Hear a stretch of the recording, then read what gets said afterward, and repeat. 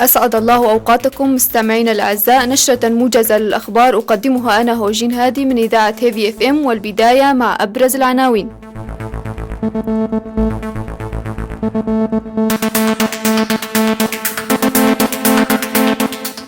الناطق باسم قوات بركان الفرات ينفي قصف الطائرات التركية لزوارقهم في نهر الفرات. جرحى إثر اشتباكات بين ناخبين أتراك وكرد في طوكيو.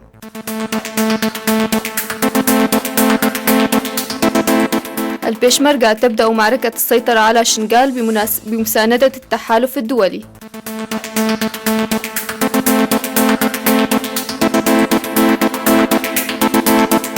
السعودية وأمريكا تقرران زيادة دعم المعارضة السورية.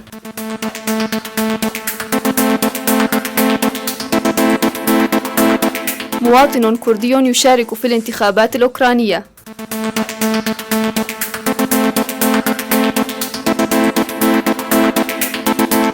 التفاصيل.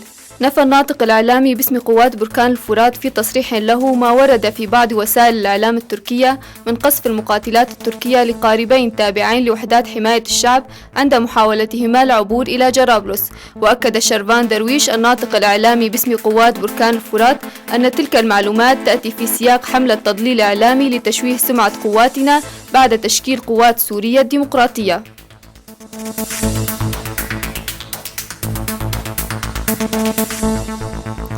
أصيب 12 شخصا اليوم الأحد في صدامات بين كرد وأتراك أمام السفارة التركية في اليابان. الصدامات حدثت أثناء تصويت المغتربين في اليابان في الانتخابات التشريعية التركية.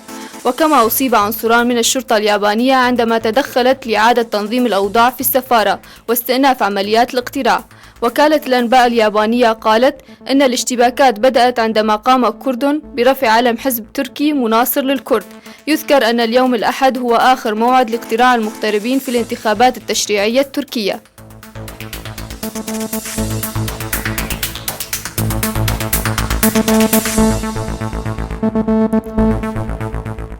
بدأت قوات البيشمركة في إقليم كردستان العراق اليوم الأحد باقتحام قضاء شنغال وسط دعم جوي من طيران التحالف الدولي.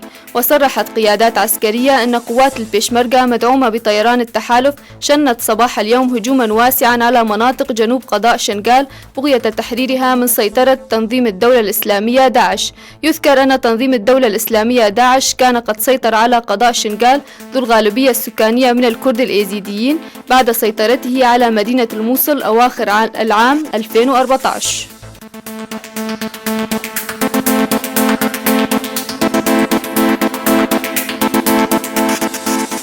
قررت كل من المملكة العربية السعودية والولايات المتحدة الأمريكية زيادة وتكثيف دعمهما للمعارضة السورية المعتدلة بالتوازي مع السعي لإيجاد تسوية سياسية في سوريا. واتفق البلدان خلال زيارة قام بها وزير الخارجية الأمريكي جون كيري إلى الرياض، والتقى خلالها بالعهد السعودي وولي العهد ووزير الخارجية على زيادة الدعم للمعارضة السورية المعتدلة والسعي في الوقت نفسه إلى تسوية سياسية للصراع الدائر في سوريا منذ أكثر من 4 سنوات.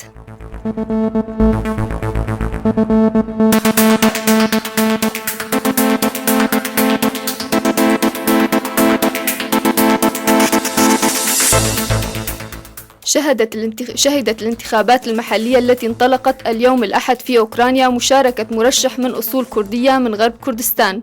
وقد قرر الدكتور عارف محمد خوض المعركة الانتخابية في مدينة أوديسا الأوكرانية بعد مشاركات شتى ونشاط اجتماعي وخيري مستمر قام به في أوكرانيا.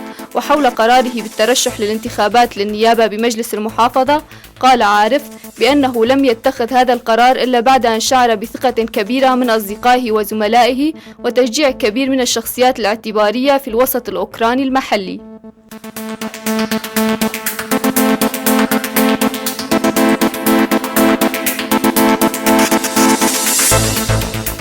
مستمعي هيفي اف ام، إلى هنا تنتهي النشرة الموجزة. قدمتها أنا هوجين هادي. طابت أوقاتكم.